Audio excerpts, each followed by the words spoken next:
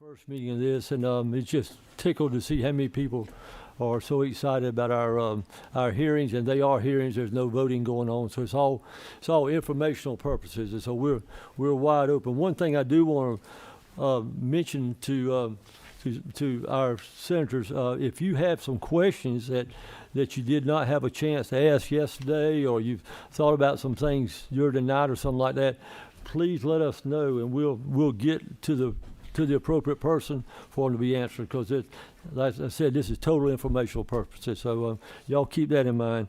Also, if you would, please keep in mind for everybody else here that again, this is Tuesday, Wednesday, next week Tuesday, Wednesday, and then we'll wrap it up on the 15th. So looking at on next Tuesday, the 7th, we got Joey Hawkins from the Governor's Office of Student Achievement going to be speaking. Then we got someone from Get Georgia Reading, to discuss what the last 10-year efforts of policy and investments look like here in Georgia. And then we got someone coming in from the Southern Region Educational Board. Then on February 8th, we've got some commissioner from the Technical College System of Georgia coming in, and then we got some local school systems that are going to be participating. We got for my school system in Bullock County, a lady by the name of Crystal Simpkins, who is head of our literacy program for our school system in Bullock County. So that just kind of gives y'all a little bit of heads up. And then the very last one on the 15th, as we announced yesterday, I've asked the people on this panel to we're saving the 15th to bring in speakers that they want us to hear from literacy speakers. So we've already had several people reach out to us off this panel, and we've inviting people in. So that's the kind of general theme of it. So thank y'all for all being here, and we're going to open it up with the senator from 48th, Senator Sean Steele, to open it with a prayer. Please bow your heads. Heavenly Father, thank you so much for this afternoon. Thank you for the people gathered here today. We pray that our words, our thoughts, our deeds are for the betterment of your glory and for the children of this state. We ask this in Jesus' name. Amen. Thank you so very much. And thank you. Oh, Lord. Great to see y'all. You know, it's so rewarding to see people, you know, that are happy to see each other again because they hadn't seen each other in a while. So it's almost like a reunion. And our first speaker today is, of course, is no stranger to anybody here, even though I think he is hiding behind that pole over there right now. He is our great former governor, Sonny Perdue. So Governor Perdue, Chancellor Perdue, if you would please come. No, you're not hiding. Okay, you were hiding over there a while ago. Thank you, sir. And thank you so much for being here. And thank you for the great job that you're doing. Mr. Chancellor and I have already met several times with the higher education group, and I'm just so tickled with where you're moving it through as a business-like manner through higher education. Thank you, sir. Very kind, Mr. Chairman. Chairman Dixon, thank you all for having me today, members of the committee. Obviously, this is a great topic. Literacy is an interesting thing. It's a little bit like agriculture. It's typically nonpartisan. We're all for it. It's just how do we do it and how do we do it better? Because you all know that literacy is the foundation of learning. If a person cannot read, it's difficult for them to learn. That's just indigenous in our society. So that's why it's so important and so critical that we get going here in that way and make sure we get it right. USG system is the largest producer of teachers here in Georgia.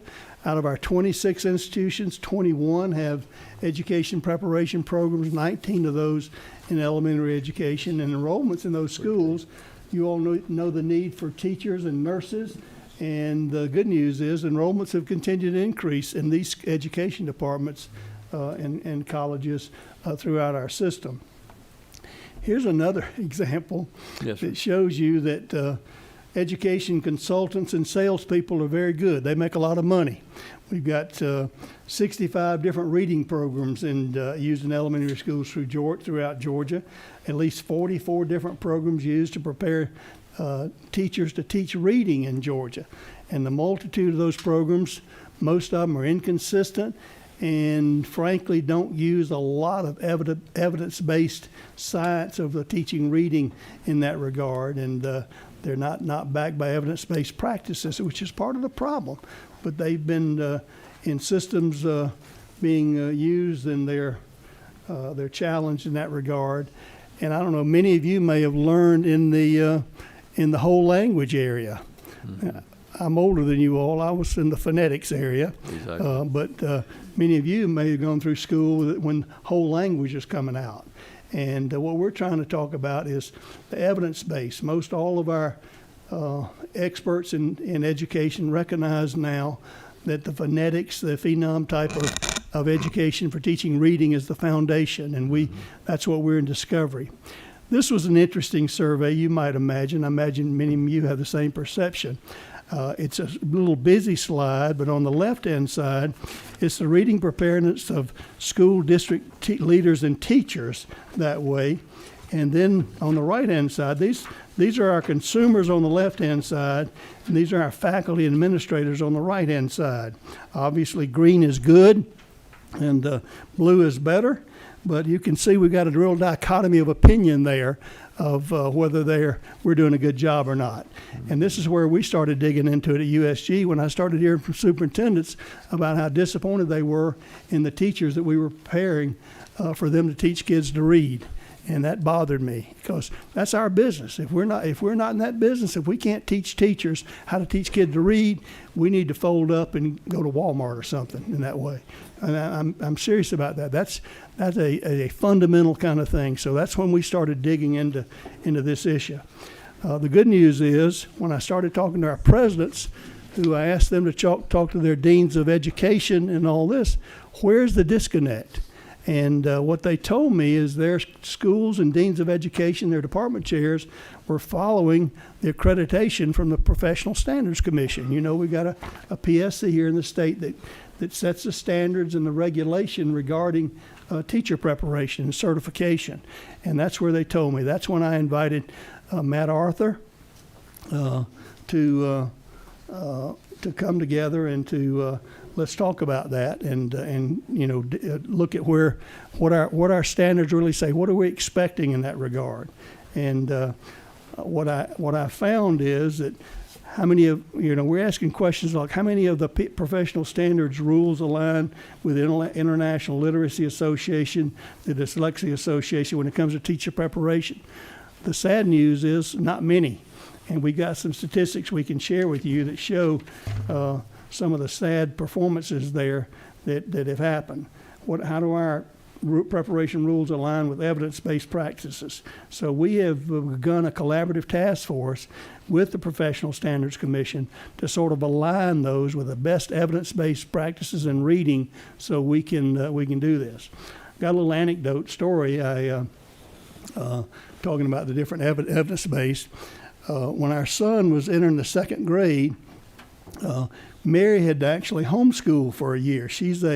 I had a master's of speech and language therapy, and we had our youngest son there at home, and she was teaching him there. And when we entered him in the second grade into the public school system there in Houston County, I think the teacher was rather concerned. That was, 35 years ago when sometimes people didn't have that great a reputation about homeschooling, and she was rather concerned about his preparedness and assumed that he would have several weeks of remediation to get caught up with her other students who'd been in the K through 12.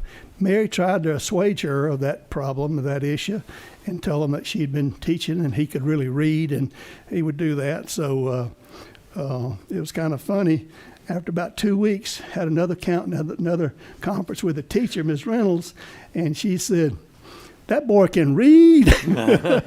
So it was based on that, really the sounding out of learning that and putting those words together that's foundational to learning how to learn. Reading is learning how to learn, and that's how important it is. So we're trying to look at our assessments, do our GACE assessments and scores in teaching. Do they align with what outcomes we want to have?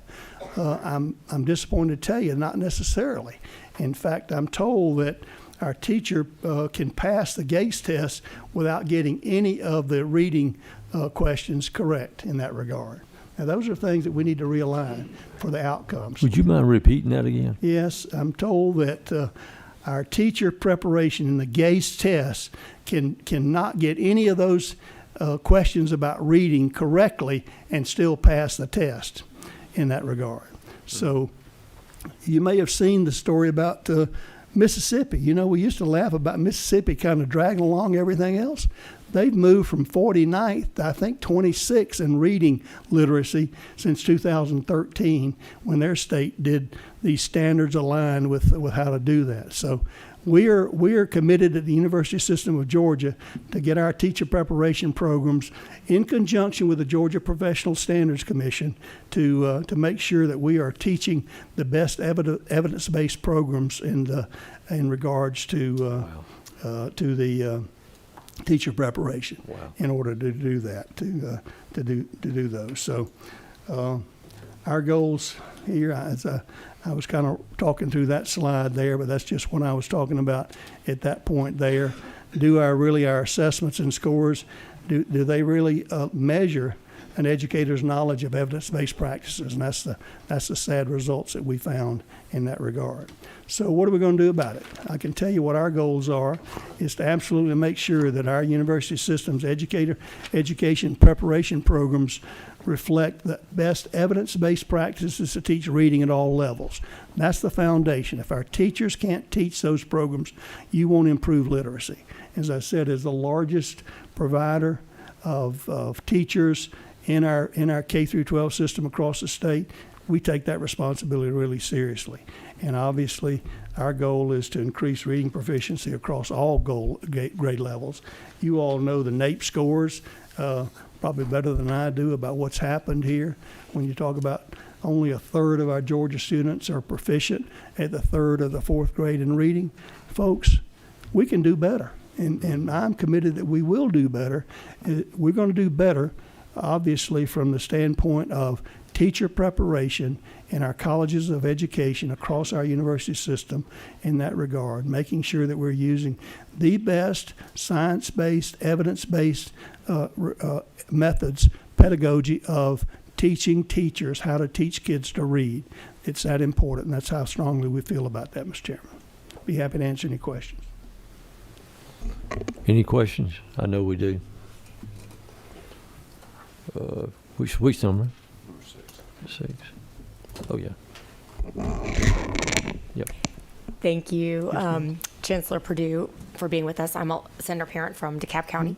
I was just wondering if you could elaborate a tiny bit more on your final slide, where you're saying make sure that the educator preparation programs reflect evidence-based practices. That sounds fantastic to me. Where are you in sort of, I imagine that's a journey. Could you say a little bit more about how you see that playing out? Sure. We're in the process of the task force with professional standards. We hope to conclude that in February. That's where it has to begin to change with the Professional Standards Commission. They have to describe those the outcomes that they expect, because they are the accreditors of teacher preparation and accreditors in Georgia. They are the official state-sanctioned board that says whether a teacher's qualified or not. You've got the GACE assessment. So we've got the outcomes for reading proficiency have to be very clear there. And then the assessments have to follow that. The assessments of GACE and all the assessments that teachers have to go through, are they aligned with those outcomes in that way? That is really the first step in solving the literacy problem. Thank you. Could I ask a quick follow-up, Mr. Yes, Chairman? ma'am. You know, you mentioned, if I'm recalling correctly, that one could pass the GACE test without getting any literacy questions correct. Does that also suggest that the test is maybe even too easy?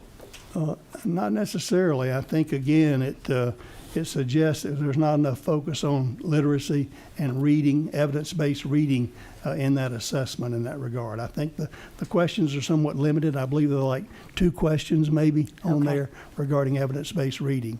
We think there should be more. Again, I can't say it enough times. I think that's the foundation of learning. Thank you. Thank you. Senator Sims, or is that okay? Thank you so very much. Thank you so much, Chancellor. I do appreciate everything you said. And just from the beginning of your presentation, the number of different programs we have in our schools working with our children is utterly ridiculous. The number of teacher preparation, same thing. We're all over the page. And long before you got here, the teacher preparation folks like to kick the can down the road and try to sometimes blame it on other folks. But the schools of education are the preparers of our teachers, and they're really going to have to work harder to get these folks ready. So thank you so very much for bringing that to the forefront. That's my personal opinion. I couldn't agree more, Senator Thank you. Sims. I appreciate it. Honestly, as I've looked our presidents in the eyes that have colleges of education. Yes, sir. And then they come back to me and say, well, the deans say they're following the accreditation model, then that's when we went to professional standards to say, let's make sure we get this right. But they have to connect. They got to work in tandem. Thank you so very much. I appreciate it. Senator Eccles. Thank you, Mr. Chairman. Chancellor Perdue, I have a question for you, and it may not be a question that you can answer, but I went through a college of education. I'm a former high school teacher, so I understand what's happening, and teachers are trained in college with, what you're saying is the newest, best way to approach literacy in the classroom. But then they get the jobs and they're teaching in a school system that are not using those programs. They're using old programs that don't work. So is there communication and collaboration between the two groups so that everyone is doing the best things for our students? Well, Senator, I think there must be, and I showed you the graph that showed you what superintendents and those consumers think about that. But if we, I think we're the first step in there. We've got to make sure that our teachers know how to teach evidence-based reading programs that way. And then y'all's responsibility is to, and Chairman Dixon's responsibility is to hold our K through 12 accountable for teaching those evidence-based methods that way. So we're going to be responsible for what we're responsible for, but it's really the first step in there. We want to make sure that our teachers who graduate from university systems know how to teach reading. Thank you. Senator Horry. Excuse me. Thank you so much, Chancellor. A face long familiar to those of us in the political universe of Georgia. It's good to have you here and appreciate your remarks and your leadership in this new role. And this is a new phenomenon that you're seeing here of our our K through 12 Education Policy Committee and our Higher Ed Committee meeting together and holding these hearings. Always room for new approaches. And I like that, Senator Orr. Exactly. Because it's a process, obviously, as the question from Senator Shelley over here said, but we're in the beginning to do that we've got to make sure that we're preparing our teachers, and then the utilization through that. Lifelong learning is a process, so those kids can learn how to read so they can come back to our university system. And you're sounding the note that we heard from our school superintendent yesterday around the core element of literacy, and it underlies everything else. Well, and so that again, to getting us all together for both these committees and hearing from both y'all, and you are sounding the same, hitting on the same note. A particular question is, do you see steps to recruiting the best and the brightest into our higher education, into the university system, to pursue being certified as classroom teachers?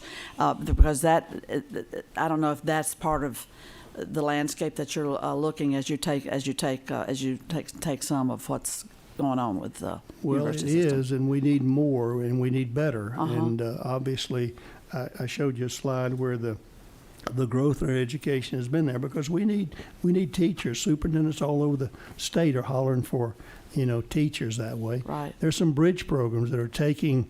You may have heard about the paraprofessionals in the classroom have already demonstrated an ability to control the classroom, but then they want to get the pedagogical content there that they can teach certified in that way. We've got several institutions doing that. So I think that's a good bridge to take Right. them from their associate degree and a paraprofessional to certified teachers in the classroom. But we think that'll be a big help as well. And just to final, if I could, Mr. Chair, there's strong evidence that children coming from impoverished backgrounds into our school system can benefit from targeted opportunity. They're calling it opportunity. In other words, working with the QBE so that there's special additional funding there to really lean in to support those children from backgrounds where they did not have high vocabularies before, maybe did not have parents familiar with higher ed or with high school degrees. And I don't know if that's on your radar, and that's not in your wheelhouse exactly as a chancellor, but it's dealing with a part of our population that has high needs, and that we want them enrolled in post-secondary ultimately. I do consider that part of our responsibility as well. For students who may not have had books in their home, parents who may not have read to them, I'm a big believer. I think I'm a big believer in all kids can learn. And it may take different methods and those kind of things, but that's part of what preparing our teacher prep is all about. Teaching kids from every different level, Right. From those that have had access to their parents reading to them in utero from all the way to the time they go to kindergarten, from those who've never seen a book in the home. But I'm just a big believer that any child can learn in that way, and reading is the foundation of that. Thank you. Mr. Chancellor, we appreciate it, and we are very honored for you and everybody else here today to serve as speaker. So thank you for being here, and look forward to talking to you more. Oh, you got one? Oh, I'm sorry. Okay, I didn't see that. Oh, what are you, number 10? Thank you for being here, Okay, Mr. sir. Chancellor, and this is really the best presentation I think we've heard. I've heard all kinds of statistics and explanations, and this means this and that. As part of your child that was learning to read, as you mentioned, you started talking now, what I was going to talk about is reading to them before they can read, and how important it is at that early age that we read to them. And we know our frustration, we know there's families where the kids just aren't going to get read to. And once they're behind in the first or second grade, it's just really hard to ever catch back up. So I don't know, instead of 55 programs, if there's some sort of a statewide program or something that would attack it at such a young age that we could do. I don't have the answer. I just know if somehow we could get them read to and have them reading at such an early age, pre-K and kindergarten, we could make a big difference instead of all these programs. But I don't have the answers, but I know that that's a solution. I don't have the answer either. That is out of our wheelhouse, but obviously we've got students all over the state, all come from different kind of backgrounds, but I'm absolutely convinced a well-prepared teacher can take students from that disadvantaged area and help them to learn how to read, which I think, again, is I think it contributes to the discipline issues. When young students can't read and they can't follow what's going on, that leads to a lot of other issues in the classroom. So I think the ability to learn and to read cures many other ills there. Agree 100%. No question for you, Mr. Chancellor, but I'm just grateful that you came and spoke with us today and being forefront on the literacy issues and being willing to help tackle those at the university level. I'm just grateful for that. One last thing as well, we are probably undergoing a review. I'm talking to our presidents right now, undergoing a review on all of our curricula dealing with the colleges of education once we get these standards done, to make sure that our curricula do align with and our teachers can pass all those questions over the reading component of those assessments. So thank you all very much. Wonderful. Thank Thank you, sir. Appreciate it. Thank you. Our next speaker, or presenter, is President Kathy Cox. Many of you know her. I'm sure several of us have known her for a good long time, and really looking forward to President Cox, your presentation. Mr. Chairman, I'm going to defer to the two experts on my faculty who have been overseeing the Sandra Dunnigan Beals Center on the Georgia College. Oh, wonderful. Dr. Holly Roberts and Dr. Christina Van. Thank y'all. That's very good. Thank you.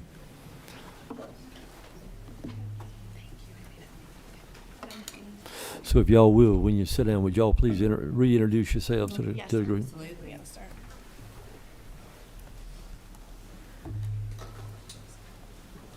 I have to put glasses on to see close. I never take mine off. It's a losing battle. So, thank you so much for inviting us to share with you the work that happens at the Sandra Dunnigan Deal Center. We, Chancellor Perdue really set up our presentation very well. So, however this was ordered, this was a really good segue to our work. I'm Holly Roberts. I am the Associate Provost for Academic Affairs and Director of the Graduate School at Georgia College. I'm also a Professor of Early Childhood Education. So when I went through, I learned about whole language. And then I taught balanced literacy, and now we know about the science of reading. So with me today, I have Dr. Christina Dandy. She is a Professor of Psychological Science. She is serving as the co-director at the moment of the Sandra Dunnigan Deal Center. We also have Kimberly Scott, who is the Administrative Office Manager at the Sandra Dunnigan Deal Center.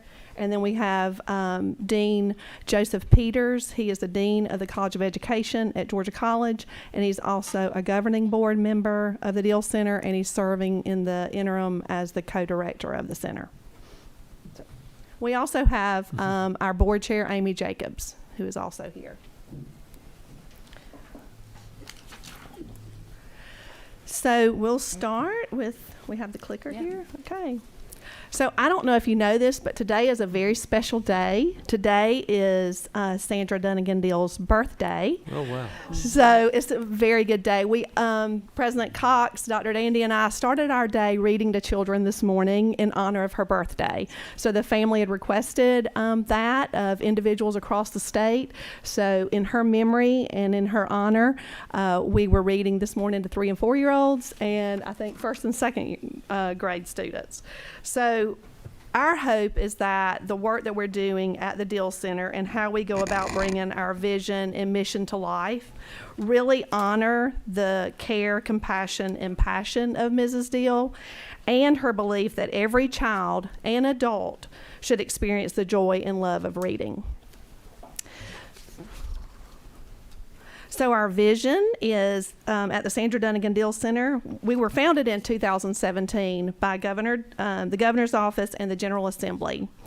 Our vision is to propel every Georgia child, to read proficiently and beyond. The center is the state's research and training center that focuses on literacy outcomes for children ages birth through 3rd grade. And the center is located on the beautiful campus of Georgia College and State University in Milledgeville, Georgia. And because of its central location, we are able to work closely alongside partners and collaborators, and then also with the university system. Our mission is simple, but very complex to achieve, which we've already talked about, and it's to improve the early language and literacy skills of Georgia's children, which is the grounds of everything we do. We hope that through this brief presentation that you will gain a deeper understanding of the critical impact the center and its partners make across the state to meet its mission. And we think maybe from nuggets of the questions that were asked, maybe we'll see some opportunities in the work that we do.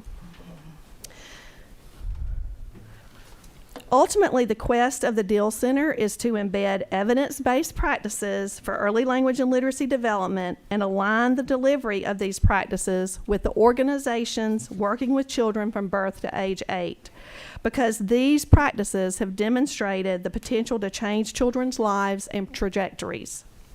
We know that only 2 out of every 5 8-year-olds in Georgia are reading proficiently by the end of 3rd grade.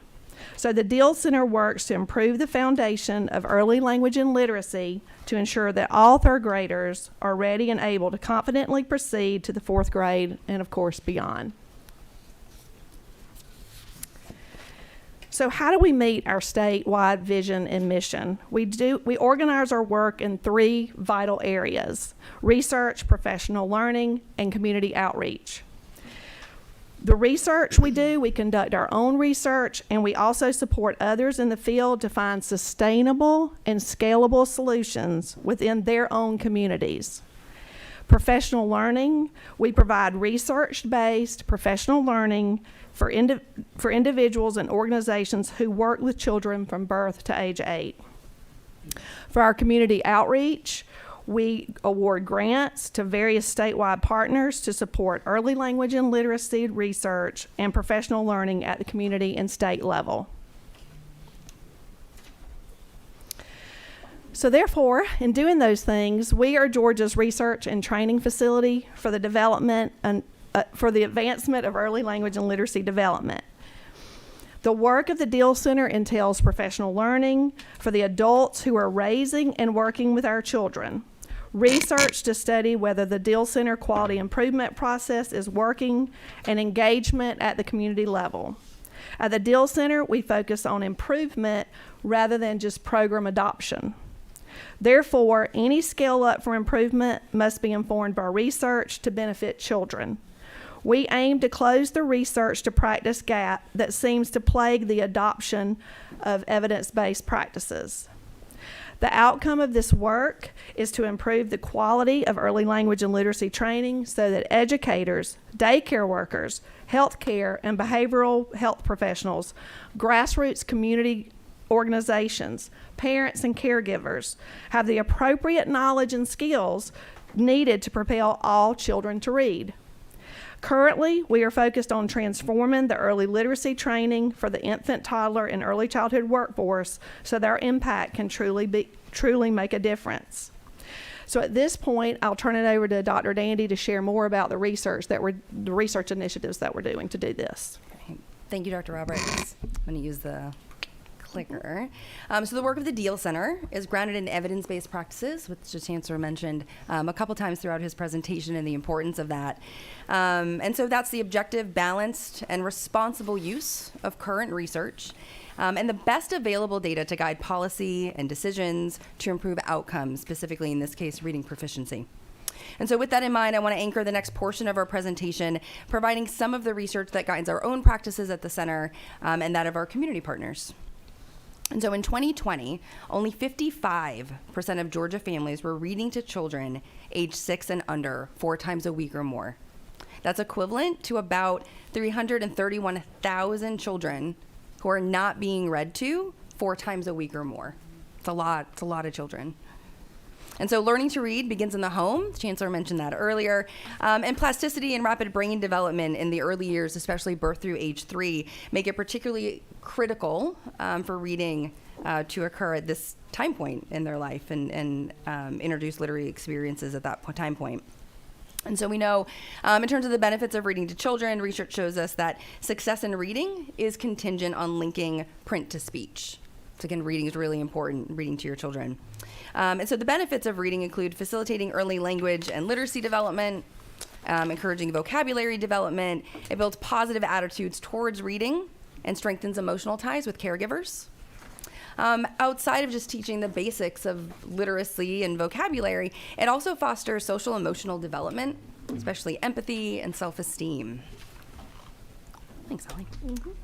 And so next one, I want to share with you some statewide and specific county level data from the 3rd grade milestone test in English language arts. And the Georgia Milestone Assessment System is designed to provide information about how well students are mastering state adopted standards in the core content areas.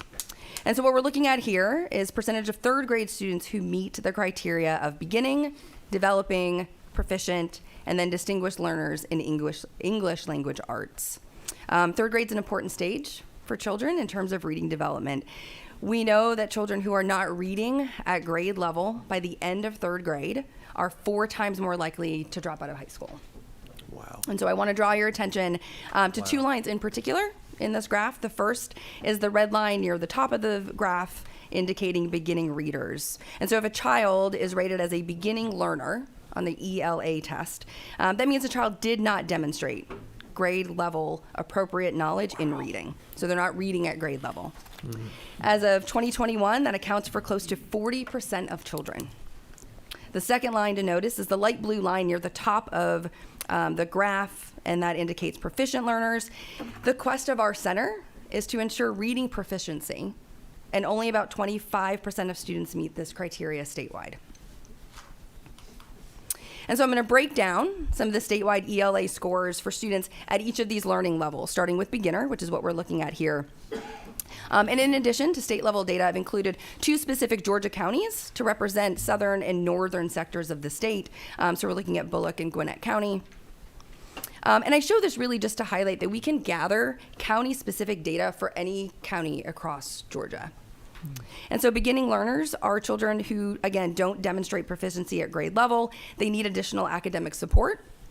And notice at both the state and county level, these numbers hover between 25 and 40%. And we see this spike in 2021. Here we're looking at developing learners. So these are children who demonstrate partial proficiency at grade level, and they account for between 20 and 30% of children. And then proficient learners. And so again, this is the focus of our work at the Deal Center. And these children account for only 25% of children statewide. And so this means only a quarter of children are demonstrating proficiency at grade level by the 3rd grade. Lastly, if we're looking at children who demonstrate advanced proficiency, distinguished learners, only 11.5% of children meet this criteria in 2021. And so I show you this data to illustrate that we're seeing a high percentage of students not being proficient in reading by grade 3. And as it relates to the work of the Deal Center specifically, we target children in stages 1 and 2 of our literary success stages to economic stability. And so if at the end of stage 2, just 3rd grade, children are not reading proficiently, there are ramifications in stage 3 and then beyond. And so specifically, we see ramifications in college and career readiness. And this impacts post-secondary education. Ultimately, it impacts our ability to be economically stable. And so it's really important when we look at this data to think about how we can align our high school graduation rates, so anywhere between 80% to 95%, with our literacy rates, because they don't currently line up. Agree. Yeah, agree. Yes, they don't. Agree. The data doesn't lie. And so we need to pay attention to state level trends and let the data drive our initiatives. And so what you're looking at here is the Deal Center's Birth to 5 or B to 5 strategy. And in this strategy, evidence-based practices wrap around each of the pillars of the Deal Center. And you can see that on the lower right-hand side. So we ground all of our work in the science of reading, the science of learning and human development, and findings that have been found valid and reliable across time. And so briefly, the strategy incorporates, in addition to evidence-based practices, research and shared learning instead of just programming. And so our center believes that research and data should drive the programming and not the other way around. It also involves community capacity. And so we understand that communities are unique and they may have different needs, and we address that. We also incorporate and integrate caregiver capacity, especially in our Birth to 5 work specifically. Research shows, again, that language development starts in the home. And so we want to educate and give caregivers a voice. It's a really important voice. And then lastly, professional learning. Dr. Roberts will talk more about this a little later in our presentation, but the Deal Center holds that professional learning is a core tenet of our work. And so this strategy, this Birth to 5 strategy, includes not only completing our own research, but also supporting research of others. And so one way that we do this is through our Research Grants Initiative for implementation research to improve early language literacy outcomes. And so what we're looking at here is fiscal year 23 grant awardees, so our most recent grant awardees. And I just want to highlight briefly to show the scope of the work that we're supporting really across the state. And so we're seeing research coming out of Augusta University, Kennesaw State, Augusta University, and Central Savannah River area. And then we have our fiscal year 22 grant awardees. I'm gonna take a minute and get the frog out of my throat. Georgia allergies are just, there's something else. But again, we're seeing research and partnerships across the state. Dalton State, University of Georgia, University of West Georgia. And then fiscal year 21, research from Emory, Georgia Department of Public Health, Georgia Southern, Georgia State University. And I do want to highlight in particular the work of Dr. Brasher and her colleagues and Dr. Brown, for whom have submitted white papers to us reporting their results. And soon we're going to be able to see those up on our website. So we're making sure that we're then disseminating all the research that are coming out, right, of what are some fantastic research projects. And the Chancellor just talked a little bit about the teacher preparation study, the review of educator preparation process. And I just want to mention the Deal Center partnered with the University System Academic Affairs Division to review the education preparation program, so the EPP, at 19 institutions. We worked with USG to design an exploratory research initiative to gain insights into resources and then practices that are used in undergraduate programs to prepare our students to teach reading. And again, the Chancellor had mentioned that the purpose of our review was to investigate potential explanations for the range of scores that we were seeing for evidence-based reading practices and implementation of evidence-based practices among kindergarten through third grade teachers. So just as a snapshot, I'm going to make it through, I promise. Some of these early conclusions. The study revealed a range of scores among teachers in their pedagogical and as well as their content knowledge and attitudes about evidence-based practices for reading. And that students are completing undergraduate degrees with differences in their knowledge of evidence-based practices and then also embracing non-evidence-based practices. The range of scores and faculty measures and differences among institutions indicate that the EPP might provide an opportunity to reduce these differences, all right, among knowledge and practices among K through 3 classrooms. I do want to note that it's important the results are only from a single study. And so the main takeaway, I think, is just the need for more studies like this and to ground them in evidence-based practices. Thanks. Got it. Awesome. The driving force behind all of the work that we do is sustainability. And so we want to ensure everything we do accounts for variability at multiple levels and that all changes are sustainable at each of those levels. And so as we continue to work towards our statewide mission of improving early language and literacy skills for all Georgia children, we're going to adapt our core focus areas to integrate direct services, multi-level programming, and process improvement research so that we can maximize our impact on system change and population level outcomes. And I think a really good example of this is how we implement our sustainable impact strategy with our language as a missing link and missed opportunity program, which you're looking at here. And so the Deal Center designed a progress program evaluation for the first year of our toolkit.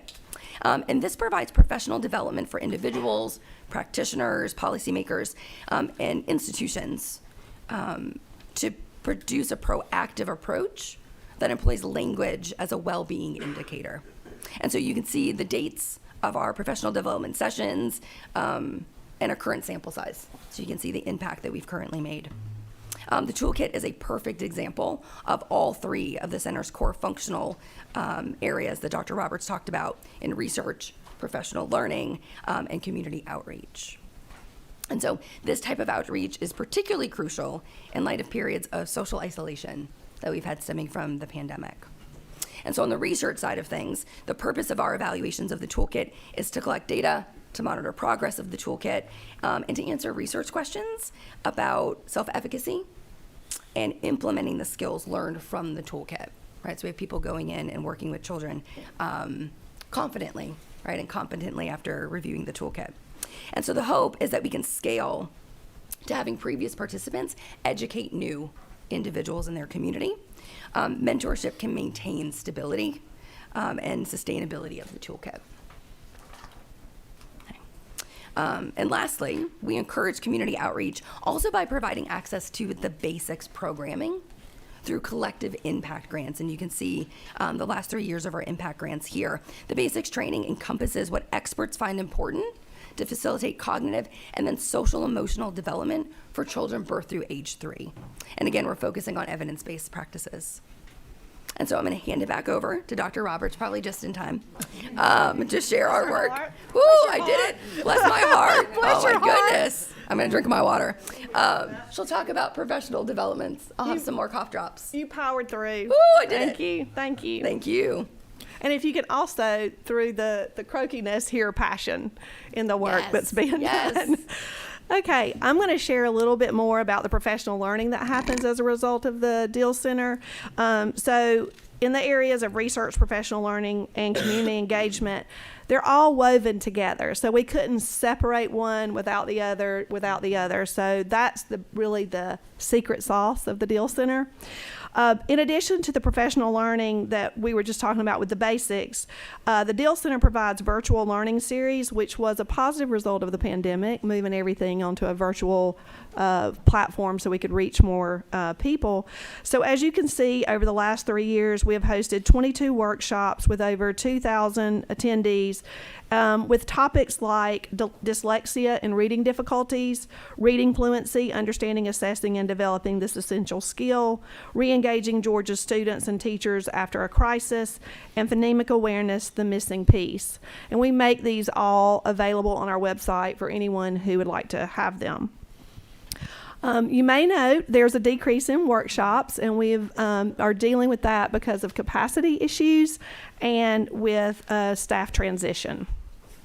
I think probably we're all dealing with some of those things.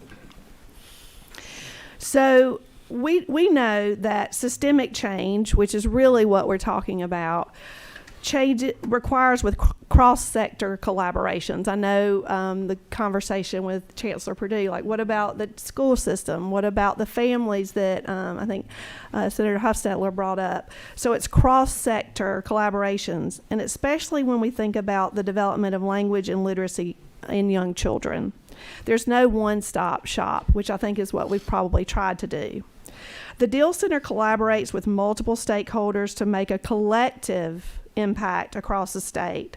Some examples include healthcare and public health. We heard at the Emory Talk With Me Baby Study, the K-3 education, community organization, family and caregivers, libraries, and then birth to age 4 educators. So everyone is critical, and their contributions. Here you see a couple or several examples of some pre-K, birth to pre-K collaborations, and you'll see DeKalb, Georgia Public Library System, the Hancock County Head Start, Emory University. And for kindergarten through third grade collaborations, here's another list of examples. You see the Marcus Autism Center. You see the Get Georgia Reading campaign, the Twiggs County Public Schools. So you see a wide range of collaborations that the Deal Center has already been involved with. So one of our prime events each year is a celebration of the work to bring these collaborators to Georgia College for a couple of days in the summer. Each year we host the Governor's Summit on Early Language and Literacy. We've been doing this since 2017, the inaugural event. This year we'd like to extend an invitation to all of you to come July 12th and 13th, where we will be discussing, we'll be bringing a host of people together from different sectors to discuss supporting emergent literacy development with evidence-based practices for young children. We also have a dinner on the 12th. We'd love to have you join us. This slide just really is another opportunity to share the collaborations. We talked about the University System of Georgia study with the Georgia DOE. We have collaborations. So the GCSU Montessori Academy right here in our community in Baldwin County. We also have state level representation on a myriad of committees, task forces, advisory boards. We do have a person from our Deal Center on the PSC task force that Chancellor Perdue mentioned earlier. We're really pleased to be invited to that conversation. We're very thankful for the financial resources that we steward, and these are focused on our core functional areas of research, professional learning, and community outreach. 71% of our budget goes directly back into Georgia communities in outreach, including professional learning and community embedded initiatives. and research. So I'd like to just share with you a few stories and anecdotes that demonstrate the breadth and depth of how our partners, through the support of the Deal Center, have made a significant impact. So Akia Lewis from Get Georgia Reading and Georgia Family Connection Partnership states that the Deal Center has been a foundational partner in the Get Georgia Reading campaign. Through this partnership, the campaign has truly become a statewide effort. In the just 4 years, these efforts had led to more than 115 communities in 108 counties adopting our framework for action. Dr. Debbie Alexander, who is the executive director of CSRA RESA, says that students who do not read proficiently by third grade are 4 times more likely to leave high school, and our partnership with the Deal Center has allowed us to work collaboratively to galvanize state and local action to advocate for equitable access to literacy and evidence-based practices.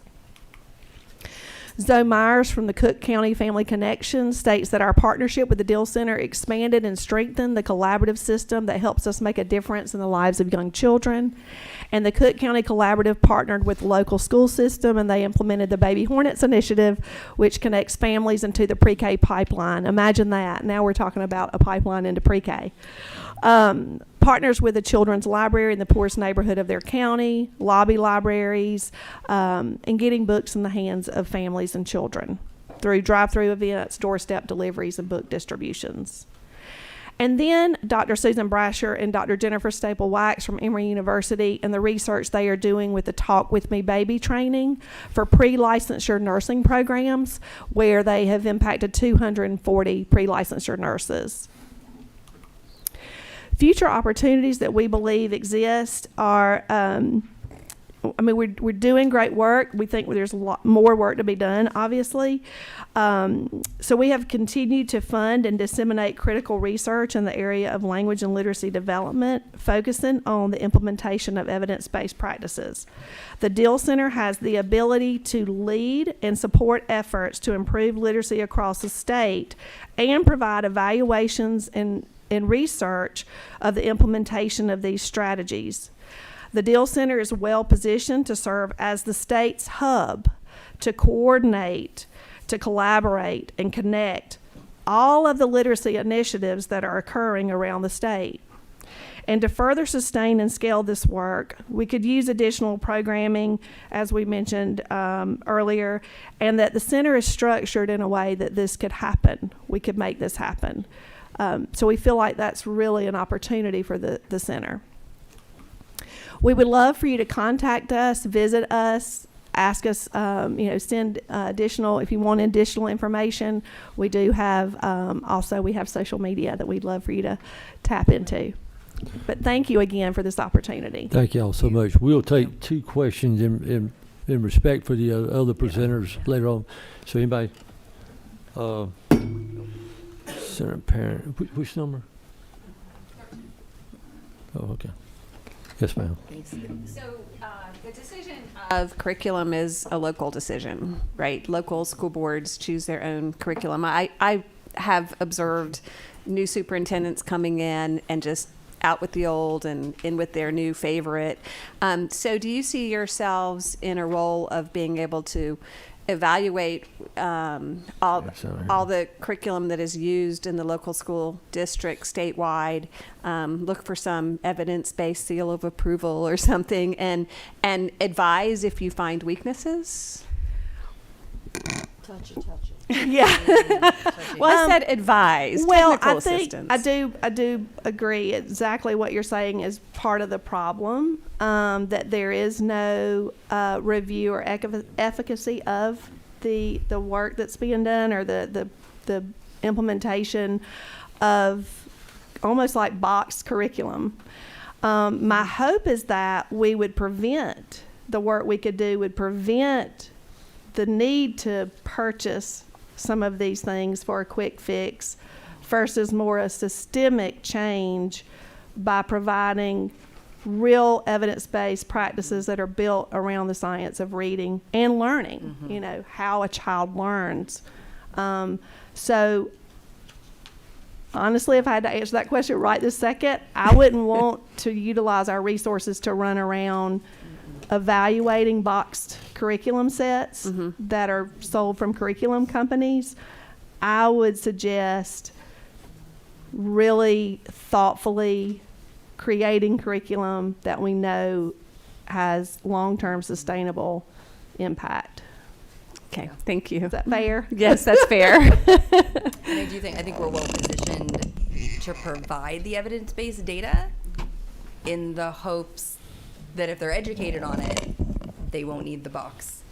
Right, so that would be Curriculum, right? technical assistance that you would provide. Senator Payne. Thanks, Mr. Chairman. Thank y'all for what you're doing, and just somebody worked in juvenile probation and was a caseworker for 30 years. My passion was kids, not. But I just, could you please repeat that just before you leave here? I'd like to just hit this nail again, just to put it as a sounding board. As far as what you said, as far as the likelihood, if the proficiency of the reading, or the likelihood that they are not to finish high school. Yes. So children who are not reading proficiently by the end of third grade are 4 times more likely not to finish high school. They'll drop out. Well, I'd just like everybody to, if Yeah. we're going to close, I would make sure everybody to remind that, because this is also, in my view, and what I've been doing for 30 years, all my life, is just, this is the greatest criminal justice reform we could ever do. Amen. Yes. Is teaching children, Yes. making sure that every child can read. So I just want to thank you for what you're doing, for the light Thank you're you. bringing to this. Thank you. Thank you. We believe it's built on a very firm foundation. That's Senator the- Hustettle. Yeah, and I want to say the area you're working in, the age you're working in, is exactly where we need to be working. I appreciate your working there. That's where we need to be working. And I know you talk about a cumulative effect and what you're doing. And you know, again, from the stuff I've read, it's not just the 4 times it's likely to drop out of high school, but those that are there that just never catch up. I mean, we're in big trouble at the 3rd grade level if we don't do something. So I'm asking you, but I guess I'm asking everybody, but you, these 45% that we're not reaching, it's a cumulative effect, but we're not getting to them. How do we do that? It's hard to go back and get them, like you're saying. It's hard to go back and remediate. So we really, I believe that the work that's so important at the center is because it's happening in the communities where these children and families live. And so I think the communities know their needs, but they also need guidance in what's best practice for the work. So I think it's often and early and often. It's proactive. So a lot of the work that we do is proactive. Read early, read often is what we say. Well, if we can all figure that out, we're going to get light years ahead. Yes. Thank you, sir. Thank you. Senator Parent. Thank you. Thank you so much for your presentation. So we've had a number of speakers touch on the, research-based, efficacy-based science of reading approach. We have not yet sort of gotten the baseline up of what exactly that is. Yeah. And I think that is going to be an important point for the committee to get. You mentioned that you have some of that research that you could get to us. I would like to see it. That's my comment. Also, it's a quick question. It's my understanding that in the that the evidence and the science is showing that while, of course, there are huge benefits to, and it is very important to read to kids as early as in utero and, before age 5, before we would even get them in the system, that alone would not be sufficient. And that is some of the tension between the academic. What's being discovered now is that not all brains will learn to read that way, and it does need to be more structured. And I feel like that point is kind of getting lost. So I was wondering if you agreed with me on that. I mean, the formal education is not going by the wayside, right? So it's a joint effort. Reading to children early and often sets them up for success when they then reach that structured, right, milestone when they hit school. And it's also like with the Talk With Me Baby program, is teaching nurses how to teach families to talk with their child as they're changing their diaper or they're brushing their hair or bathing them. I mean, it's like I said, our mission and vision seem very simple, but they're extremely complex because there's so many entry points to a child's rearing and how they develop language and how they develop, their brain develops. And I think the foundation in the science of reading is really about learning more about how the brain works. Right. That is a piece that I think has been missing overall altogether. We think about, let's just get a book and read it, and that does help. Believe me, it helps. But when people who are doing this work and leading this work in the state understand how it interacts with a child's brain, is really understanding. Really, it's where the professionalism of the whole education force comes in. Understanding that and being a leader in that. Thank you. Senator Orrick's been very patient, so this is our last question. Oh, you're kind, Mr. Chairman. I appreciate you, and thanks again, y'all, for convening this. It makes everybody want to go to Milledgeville. Come on. Hello. You're invited. July 12th and 13th. I wrote down the dates. And any day in between. And I just want to say, Governor Zell Miller, may he rest in peace, grabbed hold of brain science a long time ago and funded sending, I believe, both a book and a tape home from the hospital with every newborn and their mom in the state of Georgia. Now, where did that funding go? Who struck it from the budget? I'm not going to do that research, but we've had over and over examples of things that work. This is, and I just applaud you, what I understand you to be doing with this amount of money. Mm-hmm. Yes. And I would suggest that if we're pushing for sustainability and covering the state of Georgia, that really needs to be looked at. And we're not a funding committee, we're a policy committee, but all these parts are connected. So I'm glad you included your budget and some hard numbers around this, because it shows that we're very much, scratching at the surface of 159 counties and 100 and how many school systems, and we have a big task ahead of us, and this is, I think, a wonderful step in the right direction. I just wanted to add those comments, and to be continued. Can I just say one thing to that? Quick second.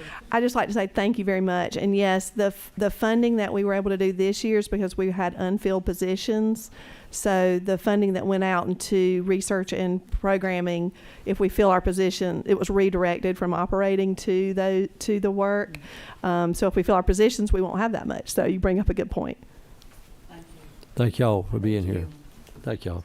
Our next presenter is for Fulton County Literacy Professional Development, Superintendent Looney.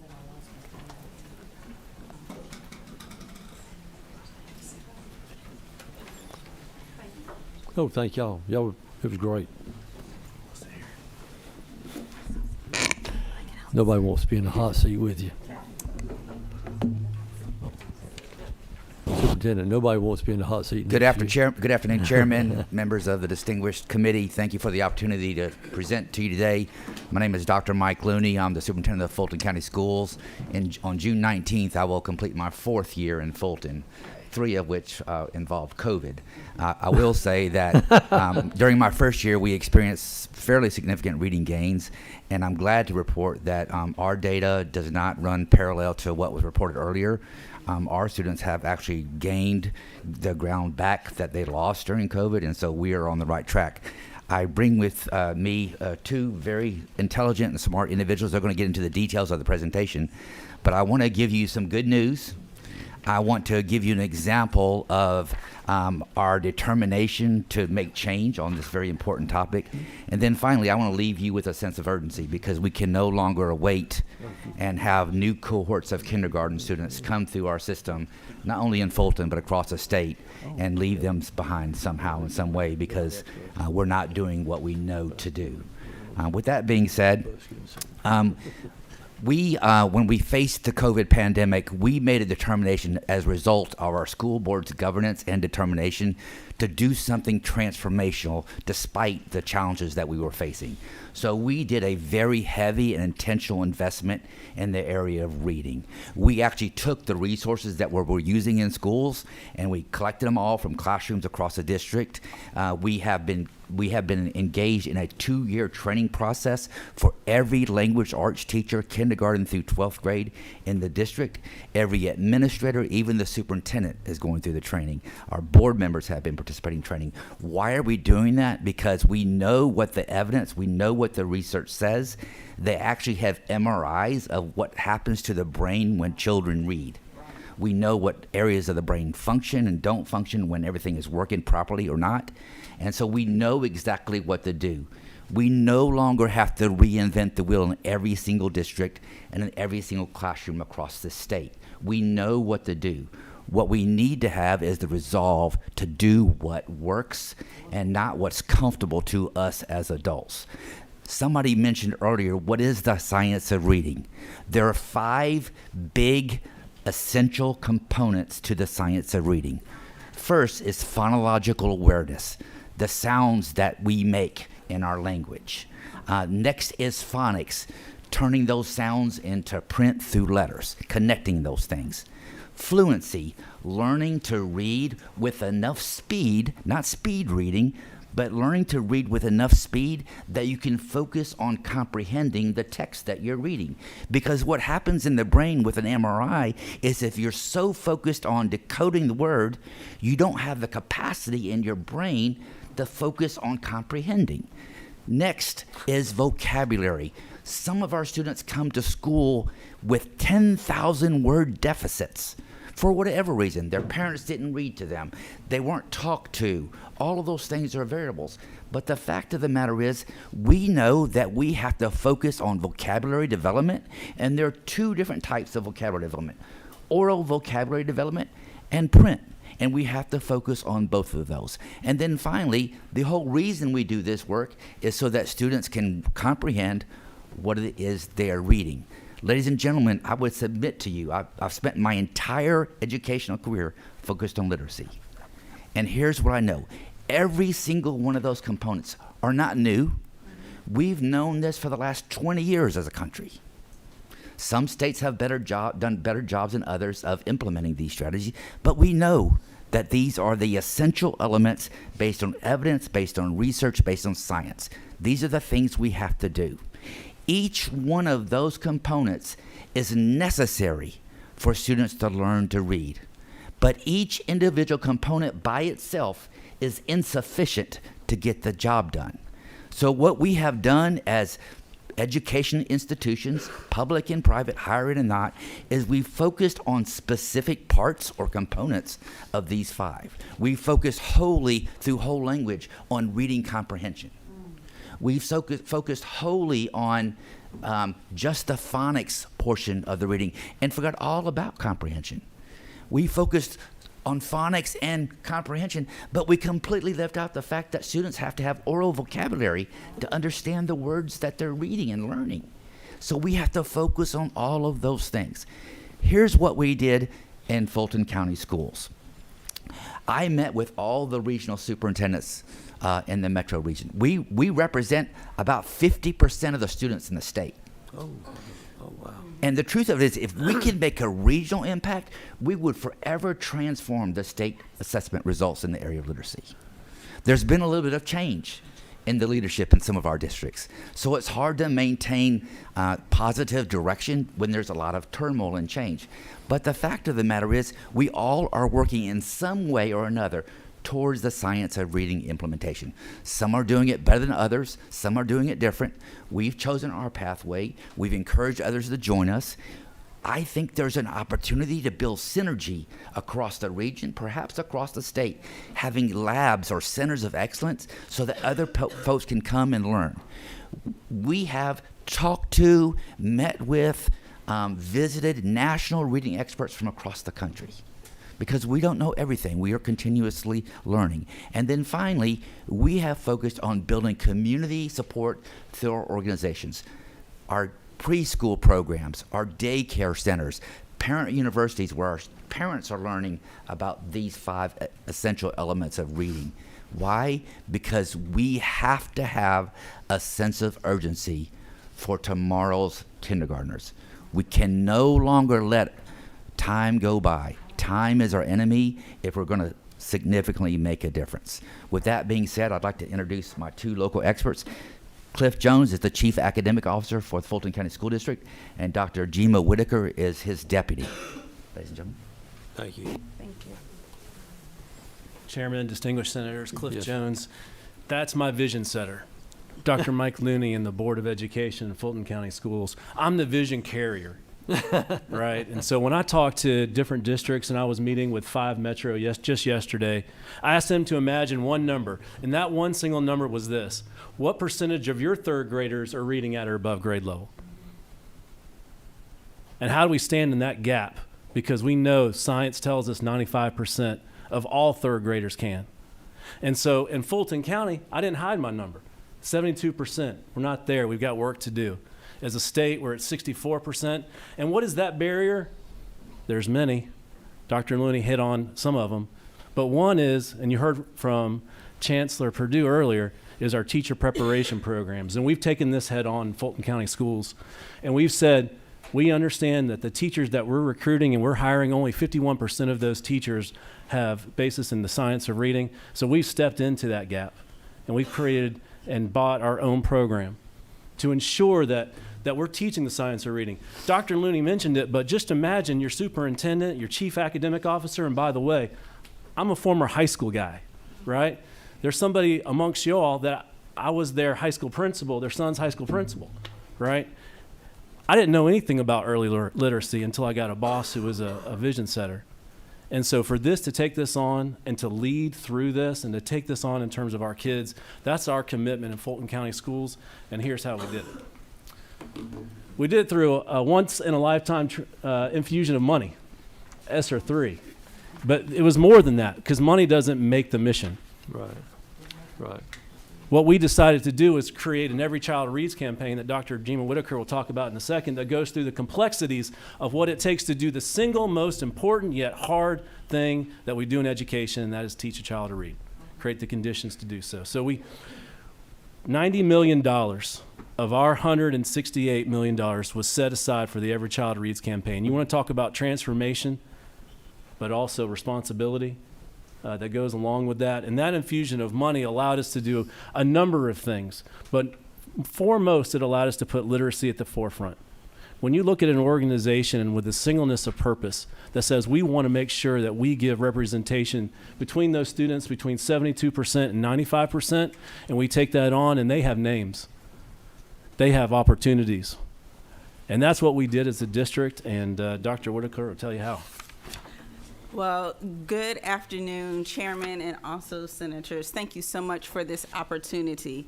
Well, I believe Dr. Looney is the visionary, and then Mr. Jones said that he is the vision carrier. Well, then I would be the vision implementer. So how are we going to get this done? Leave it up to a woman to get it done. Yes, sir. So how are we going to get this done? Number one, it takes human resources. It takes people. And so we all know that where we are right now is in a shortage. We're in a shortage for educators. We're in a shortage for leaders. We're in a shortage for principals. But when we think about that, it did not stop us. For us in Fulton County, we needed to rethink the ways in which we supplied our teachers and our leaders with those to support one another and build their capacity. So we provided a director specifically focused on K through 5 or kindergarten through 5th grade.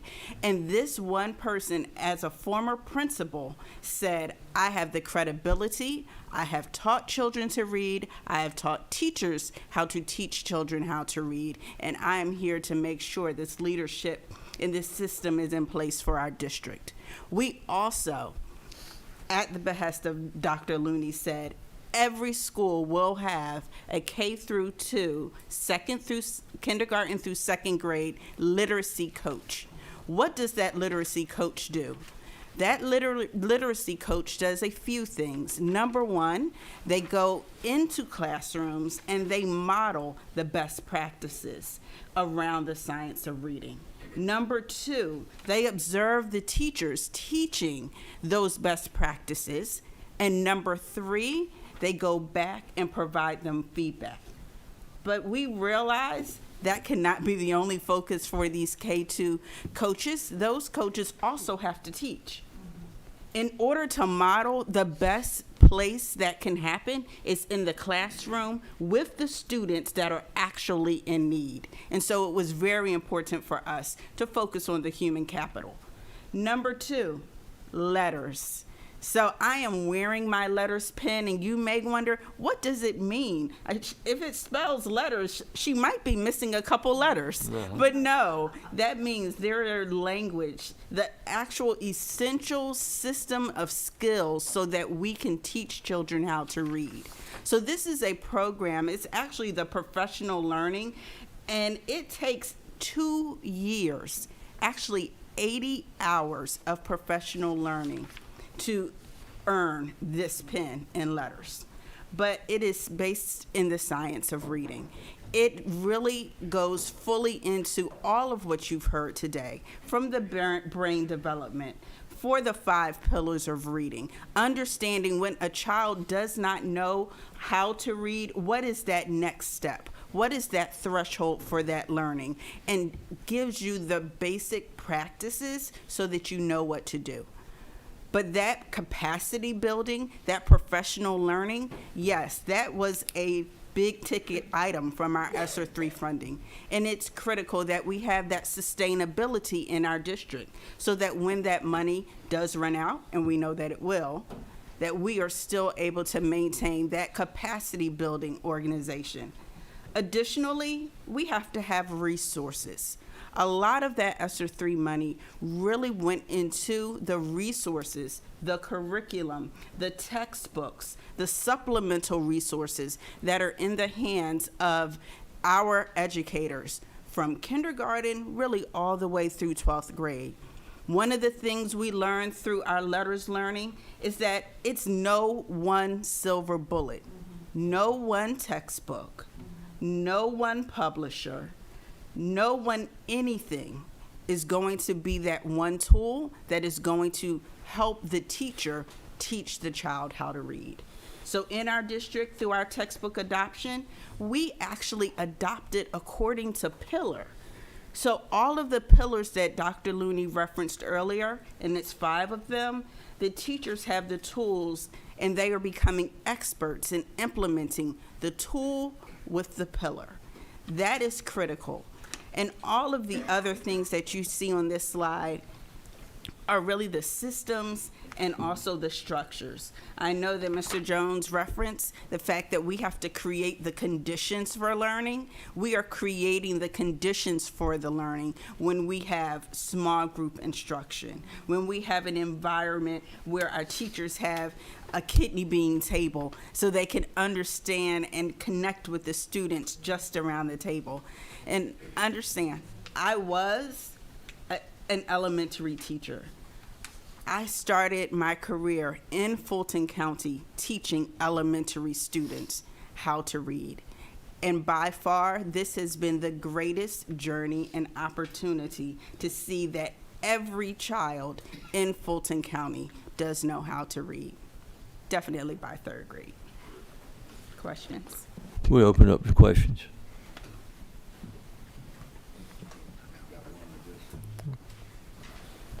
Senator Dixon. Thank you all so much for coming and presenting today. Very impressed with what your system is doing. On the literacy coaches, just had a question. Are those coaches, are they in every classroom, K through 2nd grade? I will be able to take that. There is one literacy coach in every school. So that K-2 coach is focused specifically in kindergarten through 2nd grade. Okay. And there we have 59 elementary schools and we have 59 K-2 coaches. Very good. Thank you so much. Thank you. Senator Orr.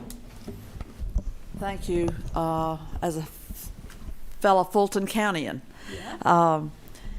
whose kids went to the Atlanta Public Schools. This is a very energizing message that you're bringing to us. And we really do have an ocean of differences between the conditions that we have in Fulton County versus Emmanuel County versus we can roll the names. My daddy was taught all of them when he was in grade school down in Mitchell County. We heard all 159 counties from my daddy all his life. But so taking this work that you've done, I'm sure people who are sitting here on this panel that don't come from Gwinnett or DeKalb or Fulton, these major systems. She's down there tapping her finger right now, and that is in Southwest Georgia. Great. I certainly don't want to speak for my fellow senator, but I just don't want what you're bringing and the model and the success thus far and the goals and the money and all to be to dissuade, to engender pessimism in the places that don't have the resources that Fulton County has. And I know well, because I represent the areas, you have impoverished areas in the county, which a lot of, we have one banner that we're known as, but there's another whole reality.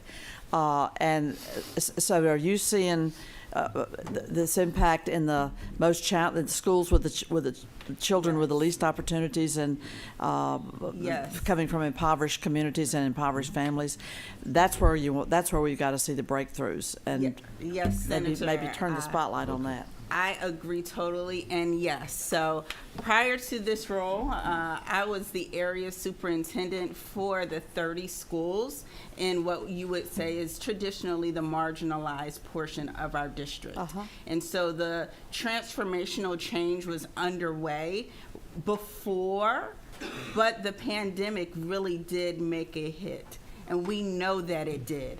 But I will say this, when I look at the data, I do see that we are returning to pre-pandemic levels. Not completely there, maybe 1 to 2 percentage points away, but we are returning to those levels, which is really the opposite of what is happening oftentimes at the national level or even in some of our other areas. We have had the opportunity in our district to partner with Georgia State and their Metro Atlanta Policy Labs for Education, otherwise known as MAPLE.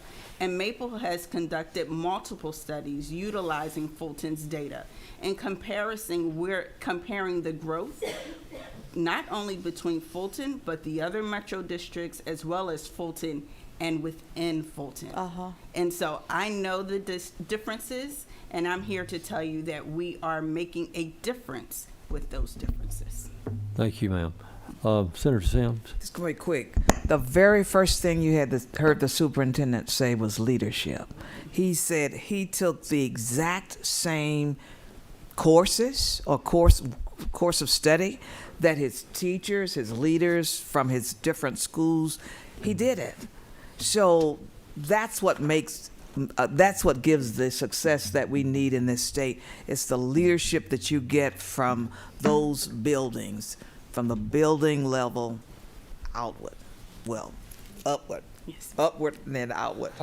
Thank you so much. It was so interesting. Thank you. One last question. Senator Hostel. Thank you for being here. We appreciate your passion and your work on all this. I was trying to understand the numbers, the early numbers. That it was a chart with a 95, 72, 64, 51. It's kind of like maybe we're looking at the opposite. Are those the ones that, I see the 64 state. I think yesterday we were hearing about 36%, or maybe that was the day before they run together, that were reading proficiently. Does that tie in with those numbers? Just to help me understand these numbers. So 72 represents the number of third graders reading at or above grade level. 64 is the percentage of third graders in the state reading at or above grade level. Yeah, and that's binary. That's either you're reading at or above. It has nothing to do with standards, understanding. It is you're either at grade level or you're not. Okay, it's a little different than the numbers we heard, but to be clear, clears it up for me. I appreciate it. Thank you. Thanks. Senator Hustel, we actually, I think one day next week, we're gonna have we're gonna hear a lot lower numbers than that. So I think that's some of our question going forward is what is the numbers and how do you compare this to that? So, And Mr. Chairman, you know, we heard, I asked a question yesterday of our K through 12 folks, of the state school superintendent.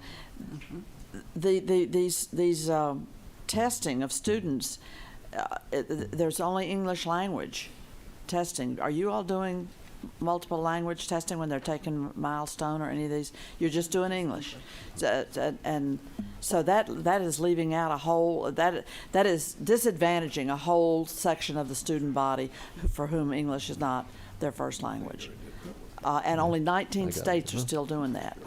This is a Georgia level thing that we're talking about that I think needs, we really need to take a close look at that. And also, Georgia cut out the money for teachers' professional training days. We used to fund a certain number of days. Y'all probably know about that. can we move on to Ms. So the point being, we got some good challenges over on the budget side. Senator James, and this is the last question, I promise you. Well, first of all, thank you, and I'm proud of Fulton County. I'm a lifelong resident of Fulton County, and my two sons graduated from Fulton County schools. I looked at COVID. I heard what you said, and you overcame COVID, and you're back up. But the special education kids, are they back up at that level yet? Because I read something that said that they needed more intense training. Sir, so when we look at our Maple partner, which is the Georgia State, they did a really good job of breaking down who is at pre-COVID level and who is not, right? And what we found as a system through that study is that some of our community has not responded and not gotten back to pre-pandemic levels, and that does include our special ed population. That does include our ESOL population. That does include some of our communities of poverty. And so when we talk about what we're doing as a system, we're making sure that we really pour the resources into those who need it the most. Well, I say bravo to you for being one who has come up to where you are now. Thank you very much. Thank you. Thank y'all for the presentation. Great job. Our next presenter is Ms. Coleman with the Greater Math and Reading Corps. And she has been very patiently waiting. And y'all please hang around. I mean, all this is so great for all of us, and I'm sure it's great for you too. But yeah, we're going to lose some, but we still do have a big crowd here. Would you mind introducing yourself and tell us a little bit about your organization? Yes, of course. Good afternoon. I am Dr. Shawana Coleman, the Executive Director of Georgia Reading and Math Corps Programs. I would like to thank you so much for the opportunity to share our program with you, and it is my hope that not only as the Executive Director of Georgia Reading and Math Corps, but also as a former language arts teacher, that you're able to see the benefit of literacy tutors.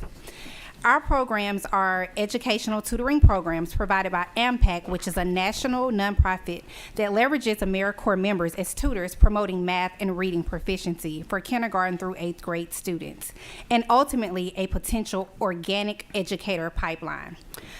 I am the perfect example of an educator pipeline. I started in education as a tutor in Mississippi, then an assistant teacher while going through an educator preparation program to be a language arts teacher, which is why I'm passionate about tutors as well as literacy. In 2018, as we were seeking to expand our impact, our organization desired to have a footprint in the state of Georgia. And it would be remiss of me to not acknowledge Senator Sims, who spearheaded the efforts assisting us to establish a presence in Southwest Georgia. It is because of her advocacy and legwork that we are here, and we are continuing to grow in that region as well as in Fulton County. Senator Sims recognized that there was a high need for additional support for K-8 students in math and advocated to bring Math Corps to Georgia. As a result, Math Corps was launched in Southwest Georgia in Daugherty County Schools, where we are currently still supporting the district and neighboring districts in Southwest and Southeast Georgia, inclusive of Calhoun, Clay, Randolph, and Trutland County school districts. While new to Georgia, Our programs have been impacting students nationwide since 1992, and we currently operate in 14 states, including Mississippi, Minnesota, Wisconsin, and Virginia, to name a few. Since 2018, we have launched 2 programs, Math Corps, serving 3,851 students across 26 schools in Southwest Georgia, and Reading Corps, serving 437 students so far in its first year across 26 schools in Metro Atlanta Fulton County schools, with a combined total of 222 tutors. Today, while we are focusing on literacy and higher education, I must first begin by introducing you to our Math Corps program, which paved the way for Reading Corps' introduction into Georgia. Upon identifying that students in Georgia's math proficiency were at 36% at the 4th grade level and 31% at the 12th grade level, we knew that Math Corps high-dosage tutoring model could support the growth of foundational skills for students, especially those who experienced learning loss over the past few years during COVID. Knowing that 4th through 8th grade is the transition to more complex mathematics, our tutoring model plays a pivotal role in assisting students to build and retain foundational skills.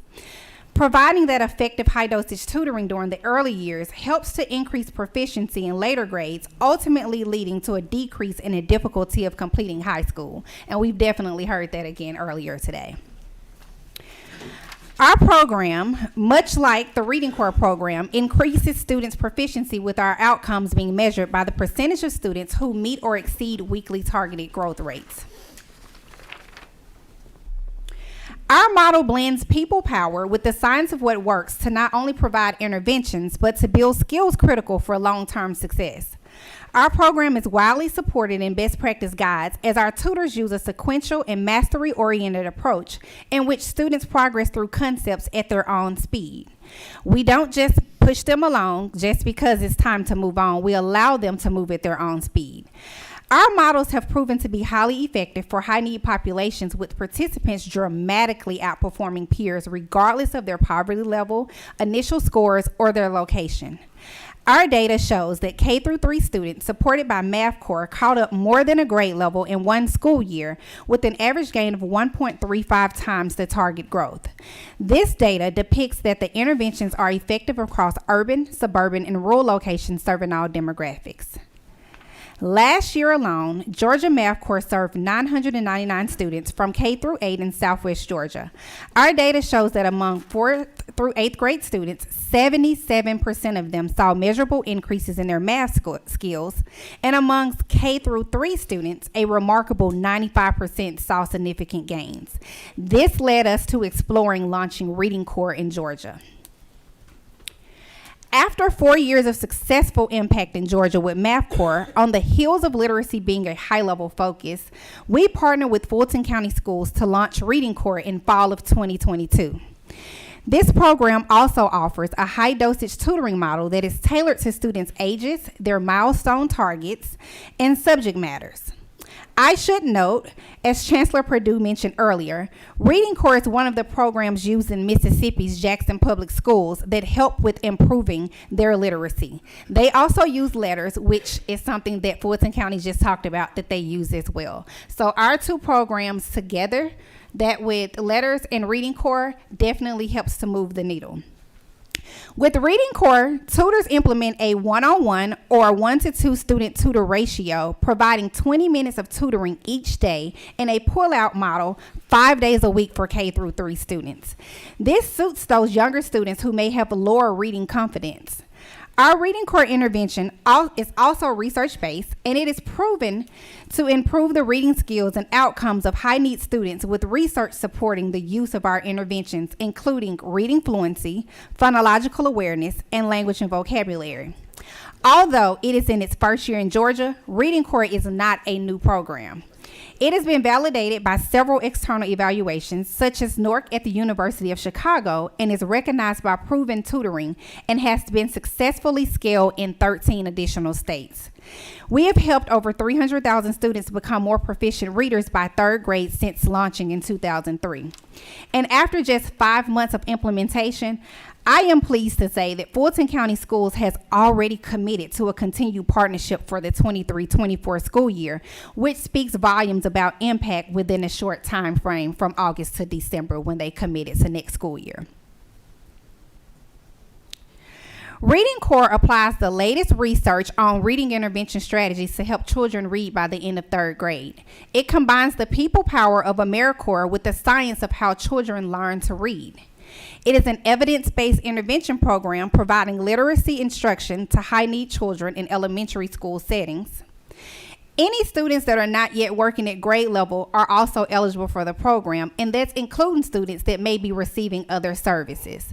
And our tutors receive regular coaching and feedback in compilation with database decision-making, which equals the high fidelity of our program implementation. So far from our programs, evidence has shown that kindergarten students correctly identify nearly 11 more letter sounds in 1 minute after 1 semester. 1st grade students achieve significantly higher reading scores after 1 semester, and 2nd and 3rd grade students attain significantly higher oral reading fluency scores. So what is our secret sauce? Our secret sauce, it starts at the foundation with our program model, but it is driven by our tutors and sustained by our program staff through the level of support that is provided to our tutors. Our team is comprised of a staff based in Southwest Georgia and Metro Atlanta who oversee local implementation. They recruit the AmeriCorps tutors, support the internal coaches within schools, review student progress towards proficiency, and ensures key benchmarks are met.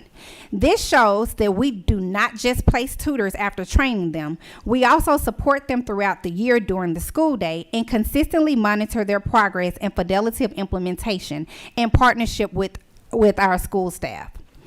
Expert coaching and database decision-making ensures that AmeriCorps members are successful regardless of their educational background, because I'm sure most of you know that AmeriCorps members come from different walks of life. They're not just educators. The coaching that we provide our tutors is what actually makes the difference. We take ordinary people and help them make an extraordinary impact. So here's the great part about it, which is why we're all here today, talking about literacy, talking about the pipeline for educators. The benefits of our programs don't just stop with the students. Our tutors receive great perks for serving with AmeriCorps. They receive a biweekly stipend of $900, an education award, the equivalence of a Pell Grant, the opportunity to obtain 100% covered premium health insurance, and if needed as a full-time tutor, child care assistance. However, the even greater perk are the on-the-job interviews that are happening between our tutors and the schools. They're already inside of the schools. They're right there, and they're getting acclimated to the climate and culture of the schools. I would like to note that one thing that is unique, in our current cohort, we actually have males that are serving, and most of them want to be teachers as well. We have 9 males that are serving as tutors, 4 in Metro Atlanta, and 5 in Southwest Georgia. Through Reading Corps and Math Corps, we have built an organic educator pipeline while also working to develop partnerships to cultivate this pipeline. We are currently working with Georgia PSC to help bridge the gap with knowledge on certification. So they will be coming out to talk to our tutors in March about how they can get certified post-serving in AmeriCorps. I did a recent survey of our current tutors, and we found that 63% of our current tutors here in Georgia are interested in a career in education, with 28% of them having already taken some education courses or are currently enrolled in education courses. To date, we have 18 tutors who have already received job offers from schools, with 15 of them having accepted the roles. The remaining of those chose to finish their AmeriCorps service. So while this is definitely great, we love having a pipeline of educators, it does show that they're poaching our tutors during the school year for the schools, which is a great thing as well. In alignment with our National Direct Grant through AmeriCorps, our funding is matched dollar for dollar. The average cost for a tutor is $31,284. The site fee for an individual school is $10,000 per tutor at a school site. AMPAC covers $21,284 of this tutor placement, which leaves only $10,000 in site fees per tutor for the actual schools, which is less than the salary of a paraprofessional. We have been fortunate to have had some funding pipelines that have helped to offset costs for districts in Southwest Georgia, which includes GEAR funding that Senator Sims also played a pivotal role in helping us to secure. And we are part of the DCA budget for their AmeriCorps programs as well. Our programs have made a great impact in just 5 years, and we foresee continuous expansion for both a fully developed pipeline for educators and a deepened impact on scholars across the state. As I close out, our goal moving forward is to continue to deepen our impact across the state of Georgia through expansion in alignment with Georgia's priorities for educator pipelines as well as literacy. This can be made possible through us sustaining state support and cultivating relationships with higher education institutions, which we are currently working on. Also, working with the Department of Education and Georgia PSC to assist our tutors in accessing resources to become educators, and by continuing to expand our district impact across Georgia. So not only are we giving them experience in the schools, they're getting a little bit more acclimated to what it feels like to be an educator. We're also giving them funding to assist them with going to school to be able to get a degree in education or to pay back student loans if that's what they need it for, which helps to develop this pipeline, and have been in contact with Georgia PSC to ensure that they are getting the knowledge that they need to become an educator as well. This concludes my presentation, and I'm more than happy to answer any questions that you may have. Thank you. Any questions?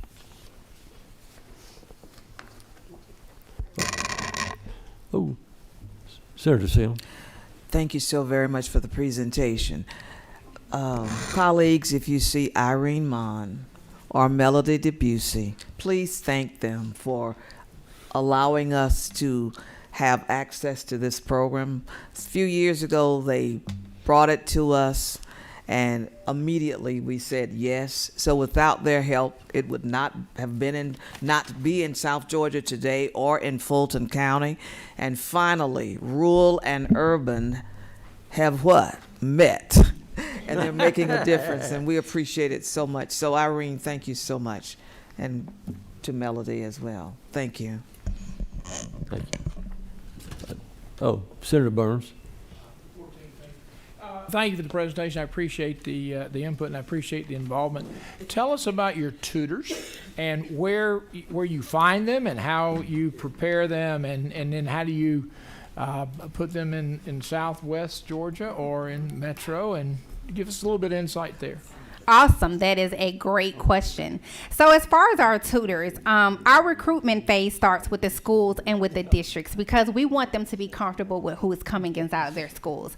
So we always take the recommendations and referrals from schools, which sometimes is a rock star parent, a community advocate, or anyone that they think would be a great fit first. Outside of that, we actually post our positions on job boards as well. So Indeed, LinkedIn, Handshake, and honestly, some of our current tutors, they pass along the information, and we have a very high retention rate as well. So those tutors come back year over year until they've served all of their service years as AmeriCorps tutors, and then they tell their friends and families about it as well. And so once we identify those tutors, they go through an interview process, and then we perform an extensive background check, and it's both federal and state background checks, because of course we know we have to have those people with background checks inside of the schools with those students.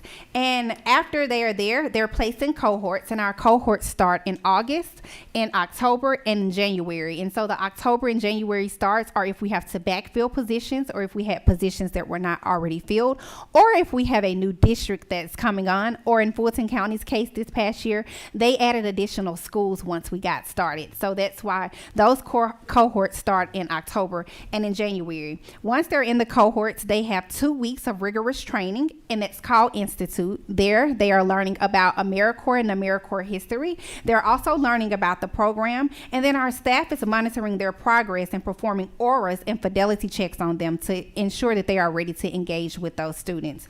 And then throughout their service, we're consistently supporting them and coaching them, our trained staff as well as the internal coaches from the schools, to ensure that there's fidelity of implementation throughout the process.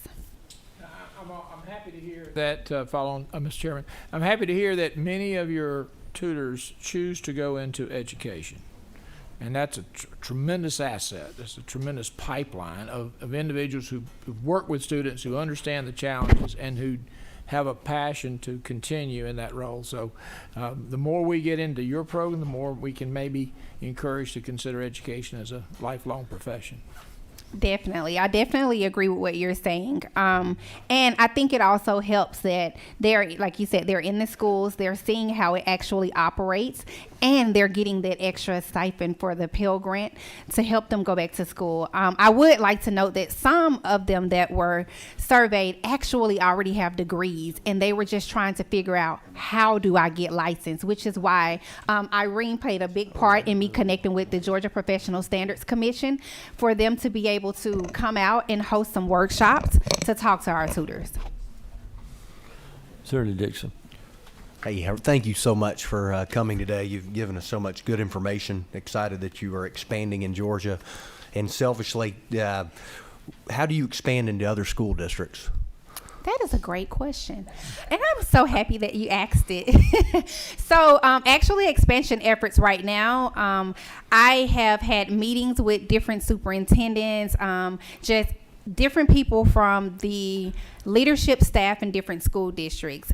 We started off with the strategy of Southwest Georgia because that's where we were. We wanted rural areas. The GEAR funding helped us.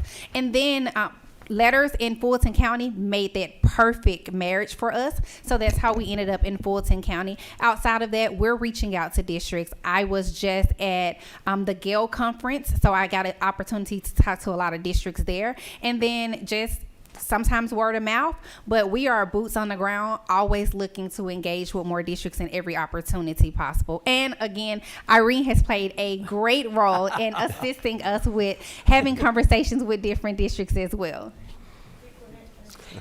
Thank you, Dr. Cole. It's been a pleasure. It's been a pleasure for you to be here, and a pleasure for all those people. And thank y'all for letting y'all's bottom sides endure this. It's been great information. We're excited about it. We will again meet next Tuesday in room 450 over at Capitol at 2:30. Thank you.